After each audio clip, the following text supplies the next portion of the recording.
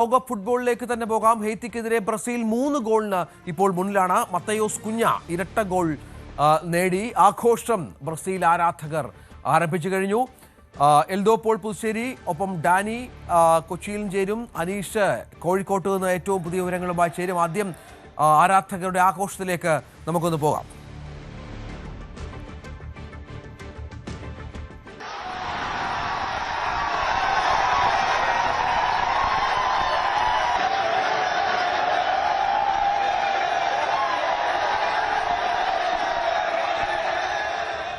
Eldho Paul Puthussery ഏറ്റവും പുതിയ വിവരങ്ങളുമായി ചേരും. എൽദോ, മത്തയോസ് കുഞ്ഞയുടെ ഇരട്ട ഗോൾ, കളിയുടെ ഭൂരിഭാഗം സമയത്തും ആദ്യ പകുതിയിൽ പന്തടക്കം, പൂർണ്ണമായ രീതിയിലുള്ള മേധാവിത്വം. ബ്രസീൽ അവരുടെ പ്രതിഭ തെളിയിക്കുകയാണ്. രഞ്ജിത്ത്, ഉറപ്പായിട്ടും ബ്രസീൽ ആരാധകർക്ക് ഇത് ആഘോഷ നിമിഷമാണ്. കാരണം ഫിലഡൽഫിയ സ്റ്റേഡിയത്തിൽ നിറഞ്ഞു തുളുമ്പിയാണ് ബ്രസീലിന്റെ ആരാധകർ എത്തി നിൽക്കുന്നത്. ബ്രസീൽ ആരാധകർ ഒരു തരത്തിലും നിരാശപ്പെടേണ്ട സാഹചര്യമില്ല. ആദ്യ 25 മിനിറ്റ് വളരെ കൃത്യമായി ബ്രസീൽ നിരയെ പിടിച്ചുകെട്ടി ഹെയ്ത്തി എന്നുള്ളത് ശരി തന്നെയാണ്. പക്ഷേ ആദ്യ ഗോൾ വീണതും ബ്രസീൽ കൃത്യമായി തന്നെ ഹെയ്ത്തി ഡിഫൻസിനെ മുറിച്ചു കയറാൻ ശ്രമിച്ചു. അതുതന്നെയാണ് പിന്നീട് 3 ഗോളുകളിലേക്ക് വഴിവെച്ചത്.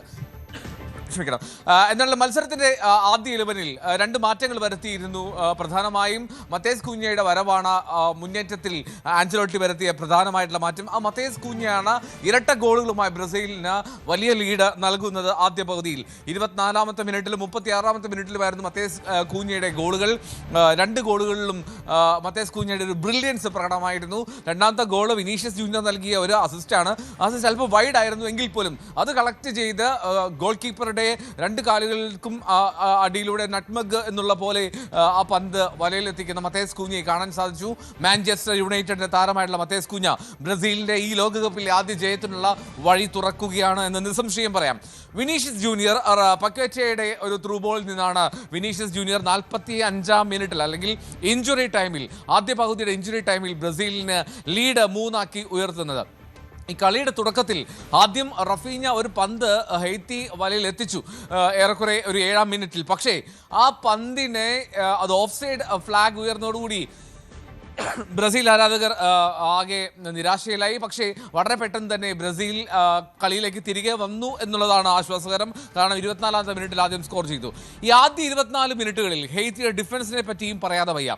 ഹെയ്ത്തിയുടെ ഡിഫൻസ് അത് ഒരു പക്ഷേ മുൻ ടീമുകൾ കാണിച്ച മാതൃക, ആ മാതൃകയ്ക്ക് അനുകൂലമായി ഹെയ്ത്തി നിൽക്കുകയായിരുന്നു. അത് കേപ്പ് വെർഡെയോ അല്ലെങ്കിൽ കോങ്കോയോ ഒക്കെ പുറത്തെടുത്ത ഒരു പോരാട്ട വീര്യമുണ്ടല്ലോ, അത് തന്നെയാണ് ആദ്യ 24 മിനിറ്റിൽ ഹെയ്ത്തിയുടെ ഭാഗത്തു നിന്നും ഉണ്ടായത്. അപ്പോൾ ആ പോരാട്ട വീര്യത്തിൽ ബ്രസീലിനെ തടഞ്ഞു നിർത്താൻ കഴിഞ്ഞു. വിനീഷ്യസ് ജൂനിയറിനെയും അല്ലെങ്കിൽ ഈ പറയുന്ന മത്തേയൂസ് കുഞ്ഞയും റഫീഞ്ഞയും ഒക്കെ കൃത്യമായി പിടിച്ചുകെട്ടാൻ ബ്രസീൽ ടീമിനെ പിടിച്ചുകെട്ടാൻ തന്നെ ഹെയ്ത്തിക്ക് 24 മിനിറ്റിൽ കഴിഞ്ഞു. പക്ഷെ പിന്നീട് ഒരിക്കൽ പൂട്ട് പൊളിച്ചു ബ്രസീൽ. ആ പൂട്ട് ആവർത്തിച്ച് ഛിന്നഭിന്നമാക്കിക്കൊണ്ടിരിക്കുകയാണ്.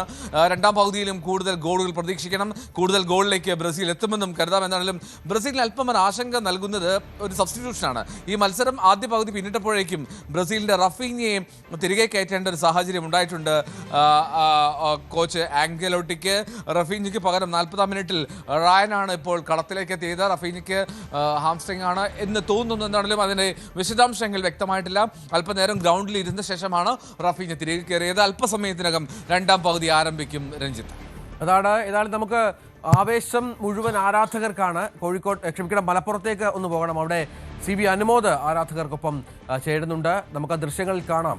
ബ്രസീലിൻ്റെ ആരാധകരുടെ വലിയ സാന്നിധ്യം സ്ഥലത്തുണ്ട്. ഇത് കോഴിക്കോട്ടെ ദൃശ്യങ്ങളാണ്. കോഴിക്കോട്ട് നിന്നുള്ള ദൃശ്യങ്ങളാണ് പ്രേക്ഷകർ കണ്ടുകൊണ്ടിരിക്കുന്നത്. കോഴിക്കോടടക്കം കേരളത്തിൻ്റെ ഫുട്ബോൾ മേഖലകളിലെല്ലാം വലിയ ആവേശ കാഴ്ചകൾ നമുക്ക് കാണാം. അനുമോദ്, എന്താണ് ഈ 3 ഗോളുകൾ വലിയ ആഘോഷമാക്കിയിരിക്കുകയാണ്. ഇനിയിപ്പോൾ കൂടുതൽ പ്രതീക്ഷിക്കുന്നുമുണ്ട് ആരാധകർ.